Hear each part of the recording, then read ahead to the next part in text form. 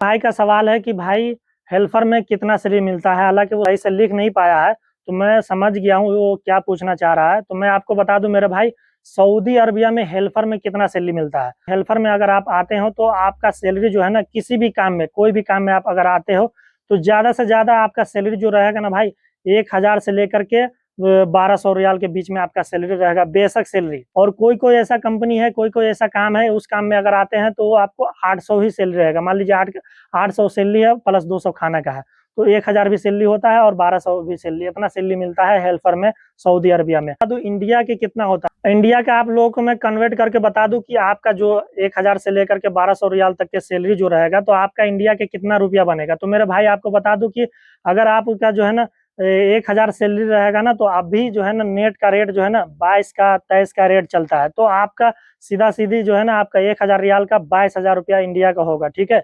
और 1,200 रियाल है, तो मान लीजिए उस हिसाब से आप जो है ना कैलकुलेटर कर सकते हो। और एक बात और बता दूं मेरे भाई, अगर मान लीजिए कि अगर किसी कंपनी में या किसी काम में आप आते हैं हेल्पर में, तो मान लीजिए कि अगर उसमें ओवर टाइम मिलता है ना, तो ओवर टाइम का भी जो है ना 2-4 घंटा आप ओवर टाइम लगाते हैं, तो वो भी जो है ना इस तरह पैसा आपका बन जाएगा, 200-400 रियाल आपका बन जाएगा। कमाने वाले यहाँ कमाते हैं हेल्पर में 1,400 रियाल, 1,500 रियाल, है ना। अगर अच्छा कंपनी मिल गया, उसका अच्छा नसीब, अच्छा तकदीर, अगर ज्यादा ओवर टाइम मिल गया, तो 1,600-1,700 रियाल तक के भी कमाने वाला कमाता है मेरे भाई हेल्पर में, ठीक है।